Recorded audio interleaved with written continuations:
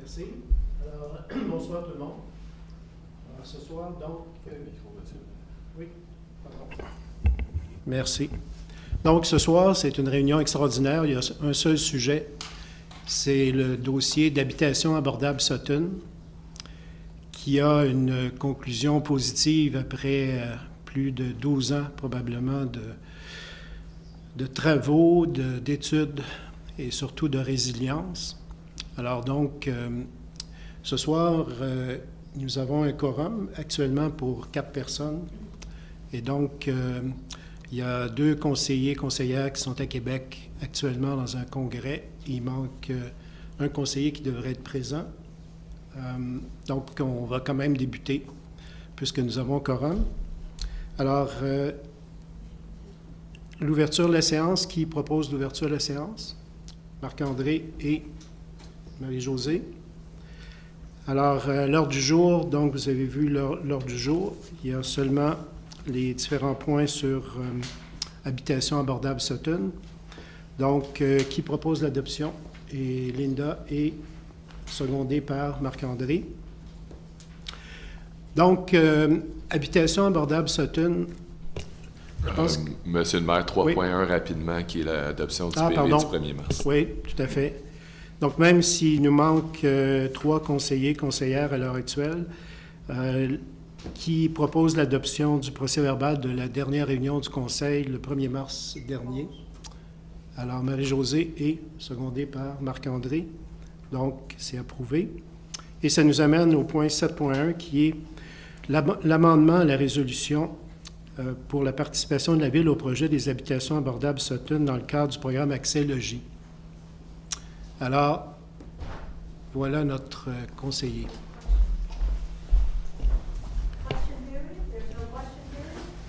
Oui, en effet, Monsieur le maire, il y a quand même la première, pas la première, mais la seule période de questions au point 5. Parfait. Période de questions. Est-ce qu'il y a des questions?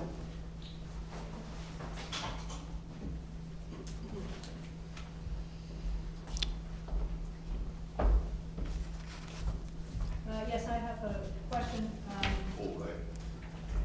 Is it on?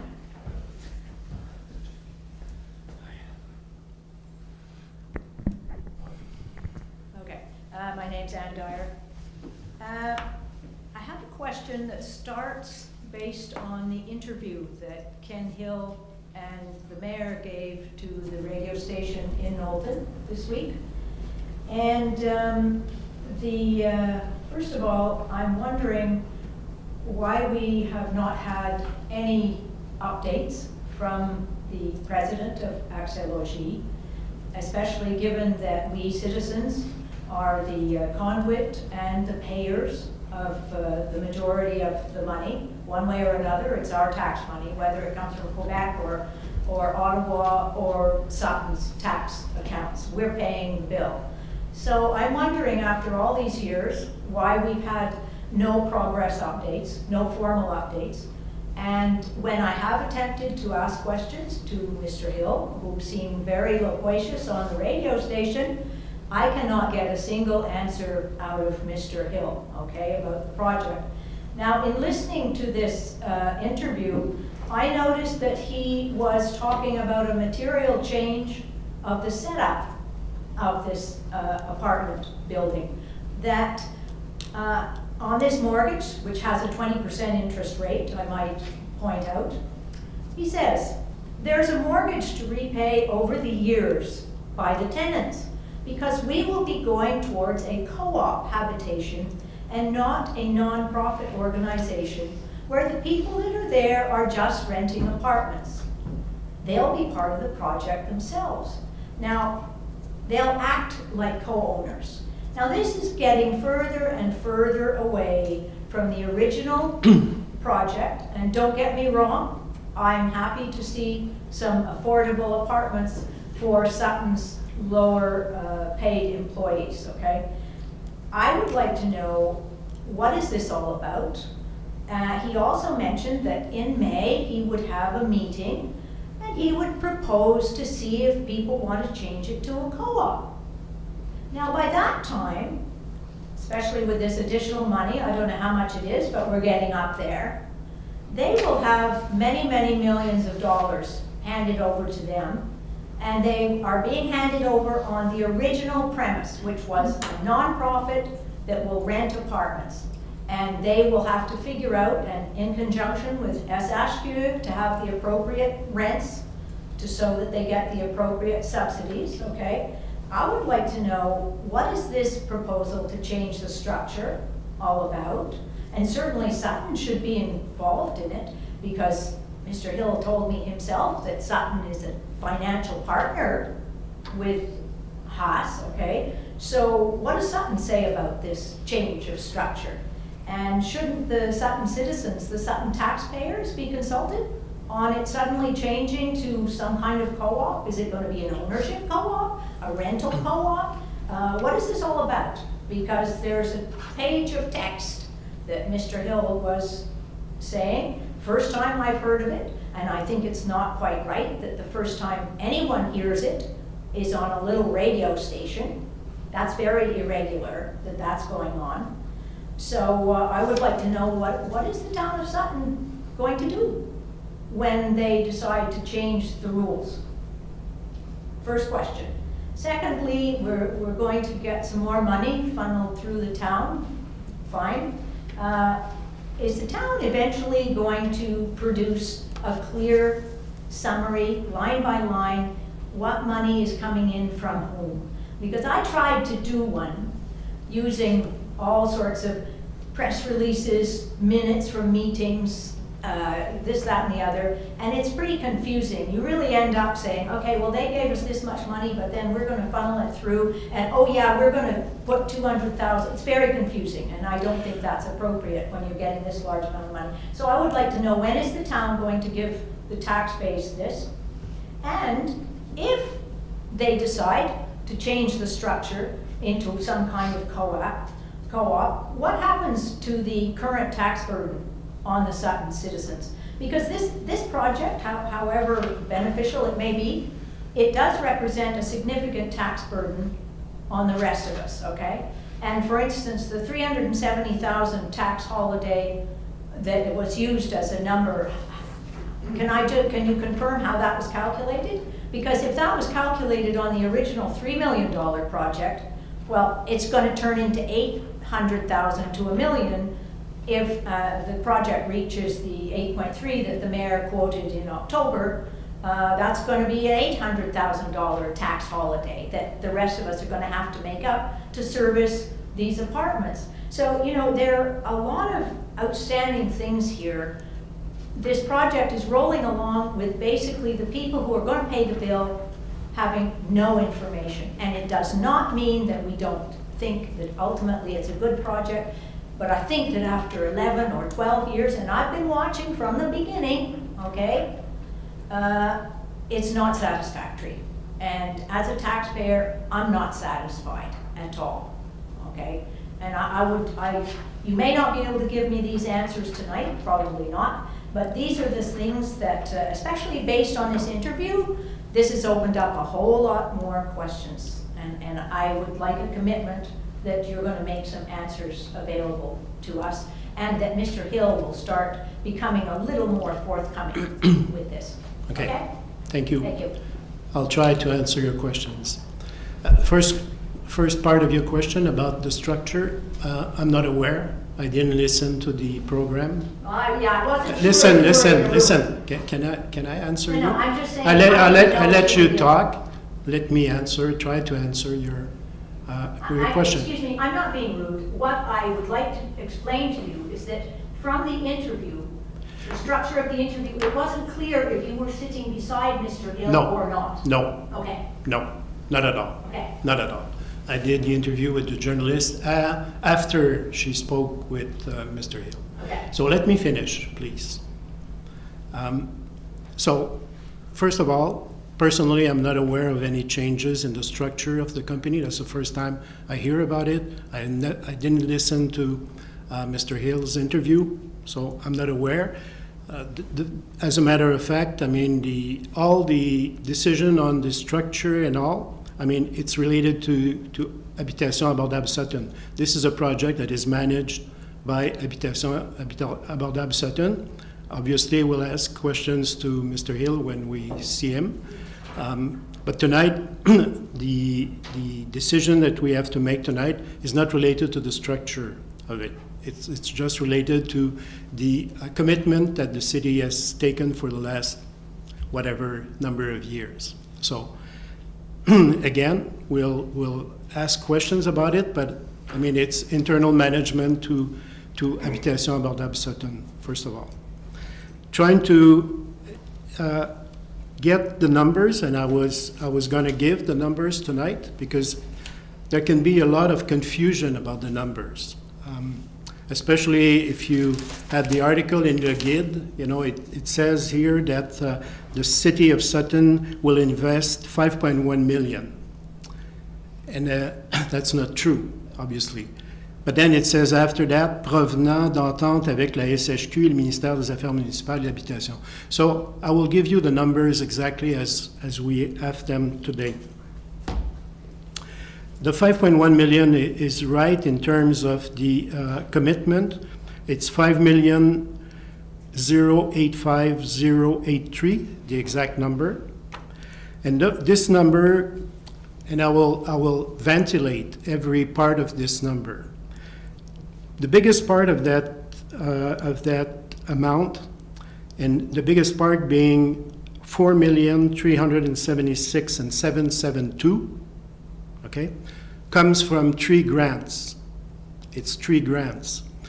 And the first grant was made in 2020, and there was a grant that was given to the city of Sutton to put it aside for Habitation Abordable Sutton, and it was 4,272. And this amount has been given to the city of Sutton. It's part in our cash flow somewhere, and eventually we can pay interest to Habitation Abordable Sutton on that first installment. And that was it's not given by the SHQ, it's given by the minister itself. It's the Minister of Municipality and Habitation, Ministère de l'Habitation et des Municipalités de l'Habitation. So that was the first grant. It was a grant. There was a second grant that was given at the end of last year, if you remember, at the end of, I think, December or November 2021.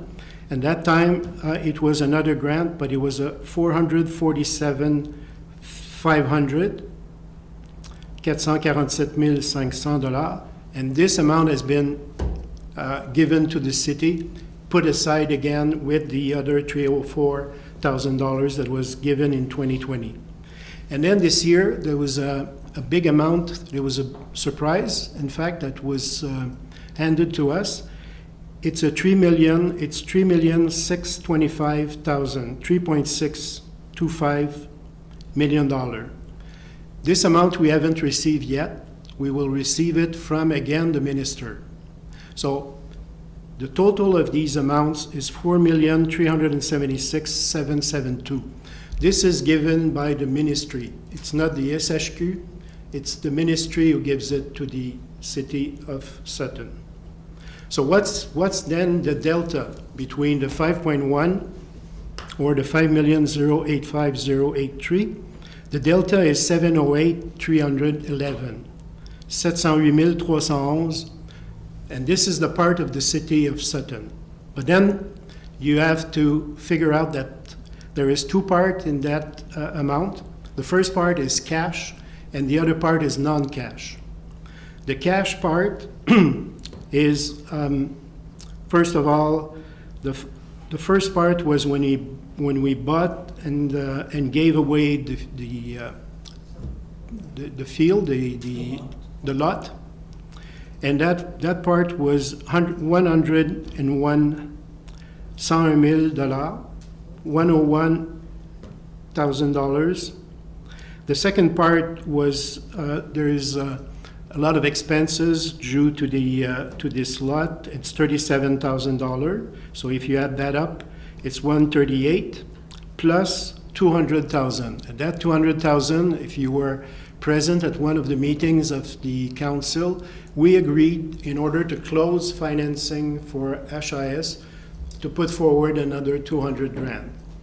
So that's when you have those numbers, it's 338,000. That's the cash amount that the out-of-pocket cost from the city of Sutton to HIS.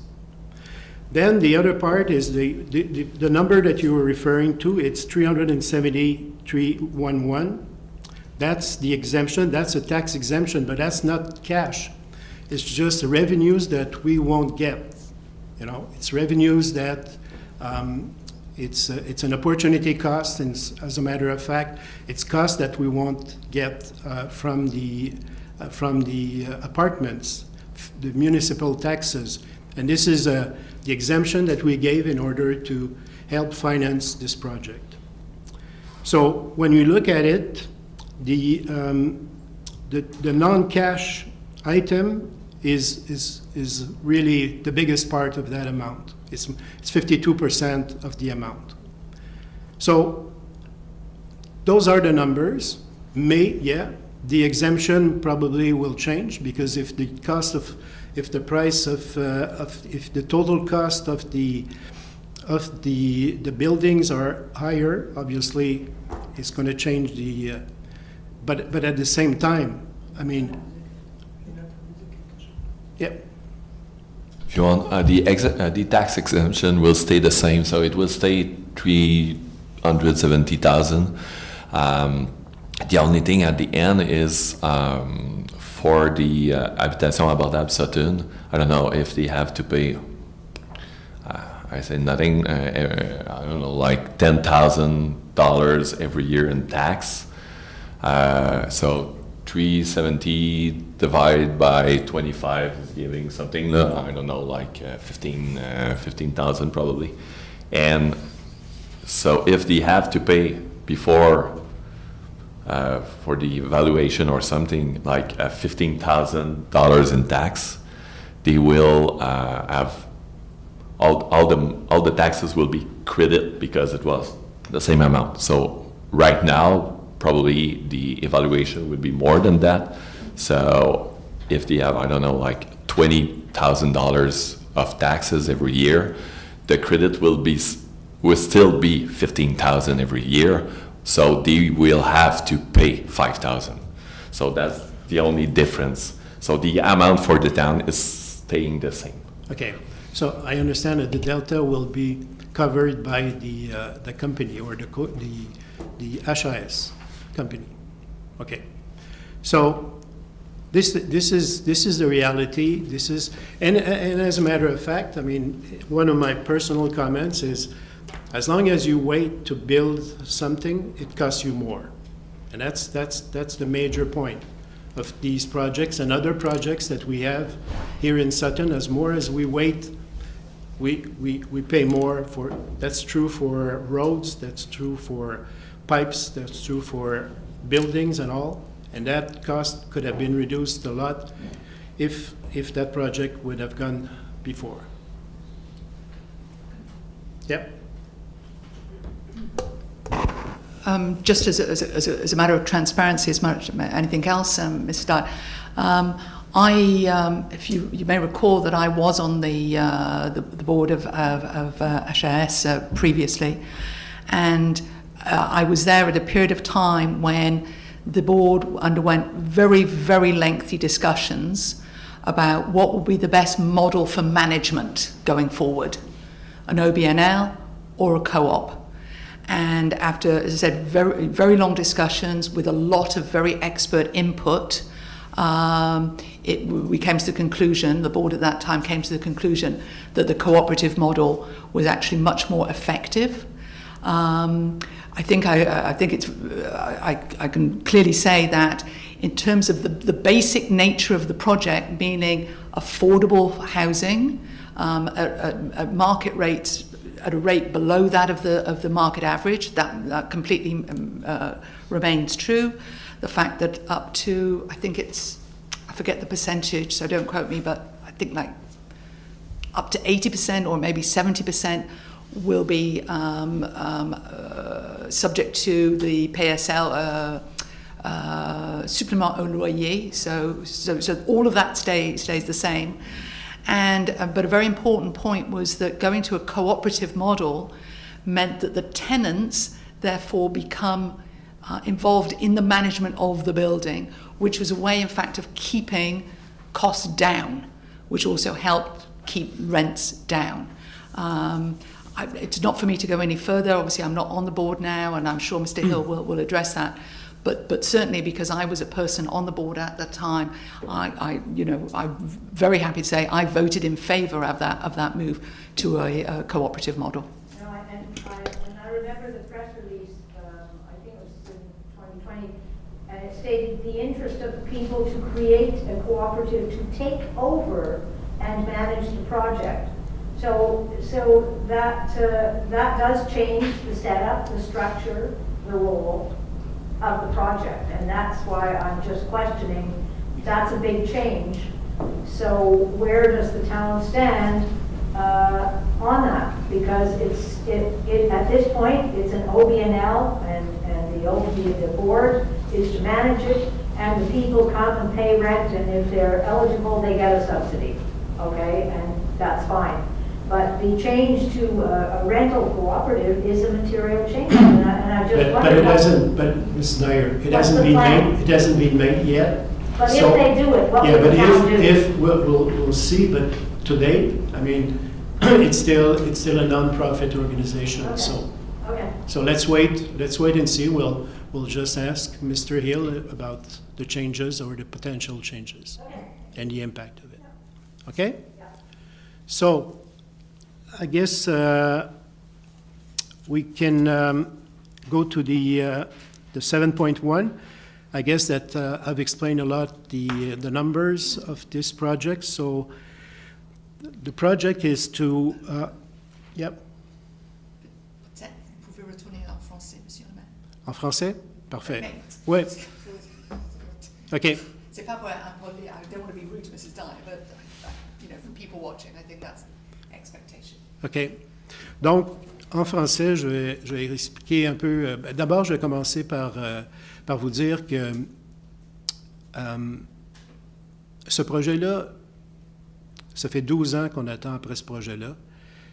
Et ce projet-là a été sur les montagnes russes pendant plusieurs années. Je dirais dans les 3 ou 4 derniers mois, c'était vraiment des montagnes russes, roller coasters. C'est-à-dire qu'à un moment donné, il y a 2 mois, 3 mois, il n'y avait plus d'argent à Québec, il n'y avait plus d'argent à Ottawa. Ce projet-là, finalement, avait à peu près 90% des chances de ne pas voir le jour. Et il y a eu beaucoup d'interventions que la Ville a faites auprès des 2 ministres, puis je voudrais les remercier quand même en commençant, Isabelle Charret puis Pascal Saint-Onge, qui nous ont énormément aidés. Puis dans le cabinet d'Isabelle Charret, il y a Joanne Gauvin, qui est son adjointe, qui a vraiment aidé beaucoup à ficeler, à un moment donné, les décisions au niveau de Québec, parce que c'est Québec, finalement, qui met la plus grande part de l'argent.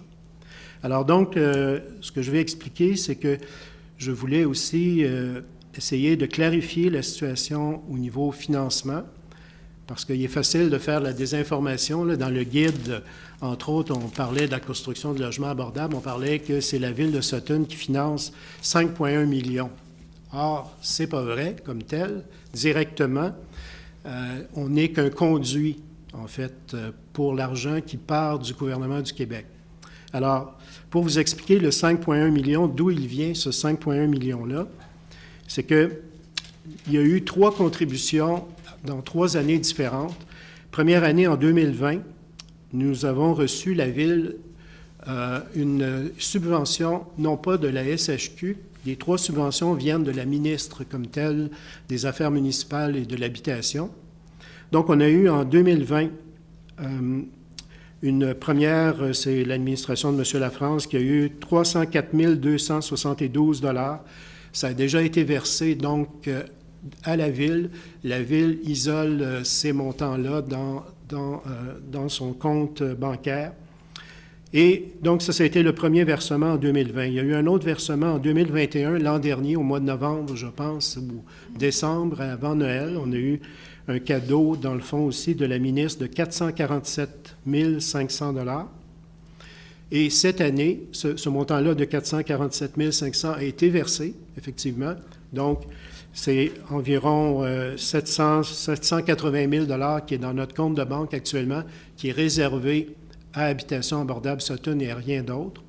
Et cette année, il y a quelques semaines, on a eu une subvention de 3,6 millions, 3 625 000 $. Donc, c'est une subvention encore là directe de la ministre des Affaires municipales. Et cette subvention-là n'a pas encore été versée. Donc, c'est à venir, mais c'est un engagement de la ministre. Donc, ces trois montants-là expliquent, dans le fond, 4 376 772 du 5,1 millions. Donc, le reste, à ce moment-là, c'est la contribution de la Ville. Donc, la contribution de la Ville, c'est, si on fait la soustraction du 5,1 millions avec le 4 376 772, c'est qu'il reste 708 311 $. Ce 708 000-là, il se ventile comment? Premièrement, l'achat du terrain, c'est la Ville qui a acheté le terrain. Si vous vous souvenez, il y avait un terrain, à un moment donné, qui a été changé parce qu'il y avait un problème au niveau du premier terrain qui était plus près de Jordan. C'est 101 000 $. Ça, c'est l'achat et le don du terrain. Il y a eu des frais qui ont été encourus pour la gestion du terrain, 37 000 $. Donc, c'est 138 000 $. Et l'an dernier, je pense, une des dernières sessions du conseil, nous avons accepté de donner 200 000 comptants aussi pour clôturer le financement du projet. Donc, ce que j'appelle les éléments cash, les éléments comptants pour la Ville, à l'heure actuelle, l'engagement, c'est de 338 000 $. Ça, c'est le montant cash que la Ville a déboursé ou va débourser pour clôturer le financement du projet. Le delta, le reste, c'est 370 311 $. Ça, c'est quoi? C'est l'exemption de taxes qui est faite, qui est accordée à Habitation abordable Sutton pour 25 ans. Donc, ce sont des revenus qu'on n'aura pas. Donc, c'est un coût d'opportunité pour la Ville du fait de ne pas avoir accès à des revenus provenant des taxes foncières des 18 logements de ce projet-là. C'est évalué sur 25 ans à 370 311. Donc, ça, c'est 52 de la plus grosse partie. Mais ça, c'est pas cash, là. C'est des revenus, tout simplement, qu'on n'aura pas. Et donc, ce que Jonathan expliquait aussi tantôt, c'est que l'engagement de la Ville, c'est le 370 000, avec une augmentation de la valeur des immeubles, parce que le coût de ce projet-là a doublé, à peu près de 4 à 8 millions. Donc, avec une augmentation de la valeur des immeubles, normalement, donc, il va y avoir une augmentation de la valeur aussi du rôle foncier de ces immeubles-là. L'engagement de la Ville, c'est de 370 000, donc il va y avoir un différentiel qui devrait être payé par Habitation abordable Sutton. Donc, ça explique la mathématique, dans le fond. L'engagement de la Ville, c'est 338 000 comptants à court terme. Et après ça, sur une période de 25 ans, il y a un manque à gagner de 370 000 $. Donc, j'espère que ça répond à la ventilation des coûts. Maintenant, il y a un autre élément d'un engagement qui est pris aussi dans la résolution. Et ça, c'est un engagement qui a été pris historiquement. C'est qu'il y avait un engagement de couvrir 10 ce qu'on appelle, en fait, durant les 5 premières années. Ah, là, je ne vois pas. OK. Durant les 5 premières années, pour au moins 50 des unités de logement. Donc, je présume, là, sans voir le détail, que c'est les coûts d'exploitation. Je pense qu'on a déjà dans un autre projet à l'heure actuelle, Linda, tu es sur le projet d'Office municipal d'habitation, et dans lequel aussi on couvre 10 du déficit opérationnel. C'est deux choses distinctes, M. le maire. Donc, vous avez une obligation. Il y a deux obligations, si j'ai bien compris. Donc, justement, oui, donc, pour le déficit de coûts d'opération, qui est le cas pour le bâtiment juste en face de Kubota, donc l'Office d'habitation municipale. Oui, on fait ce paiement-là. Mais il y a une autre obligation qui est plutôt ce qui parle le programme de supplément de loyer. Donc, qu'est-ce que ça veut dire? Qu'une personne qui est apte de recevoir le PSL, si je me souviens bien, le montant qu'il va payer, c'est un maximum de 25% de son revenu. Donc, il y a un manque à gagner entre ce qu'il paye et puis le prix de loyer. Donc, donc, on a l'obligation de payer 10% de cette partie-là, qui encore une fois, c'est la même chose pour l'Office d'habitation municipale. C'est le même principe. Oui. Parfait. Donc, est-ce qu'il y a un proposeur secondaire, s'il vous plaît? Est-ce qu'on a accepté Bien, et là, c'est l'amendement. En fait, c'est ce qu'on... Donc, il y a un proposeur, puis le secondaire, moi, qui fait d'autres commentaires. Je propose. Secondaire. Finalement. Alan, seconde? Non. OK. Là, c'est qui, là? Alan, seconde.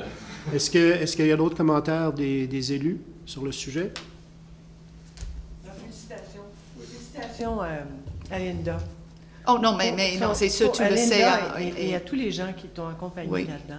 Oui, parce qu'il y a... tout le monde, là, mais vraiment, c'est un travail de longue haleine qui a demandé beaucoup de détermination, d'engagement. Alors, félicitations à tout le monde qui a été impliqué là. Oui, parce qu'il y a eu des bénévoles sur le CA qui sont là depuis presque 10 ans. Donc, c'est vraiment grâce à leurs efforts qu'on a réussi. Donc, c'est vraiment bravo. Donc, ça, c'est 7.1. 7.2, c'est la signature d'une entente pour une subvention supplémentaire. Est-ce qu'on a couvert ça dans les explications aussi? Oui, ben dans les faits, c'est le 3 millions. C'est le 3,6. C'est donc l'entente de recevoir ce 3 millions-là. D'ailleurs, je vais vous demander de ne pas quitter trop vite. J'aurai des papiers à vous faire signer. Parfait. Parce que la date limite est demain. Et nous l'avons su le 20 mars de mémoire. Donc, c'est pour ça qu'on fait une séance extraordinaire. Oui, bien, en fait, ça, c'est un bon point. On est obligé, donc, de faire ça avant le 31? Le 30, avant le 30 demain. OK. Donc, propose Marie-Josée et Marc-André qui secondent. Donc, voilà. Moi, je voudrais remercier effectivement Kenneth Hill, puis son équipe du conseil d'administration, tous les membres du conseil. Je sais qu'il y en a eu plusieurs.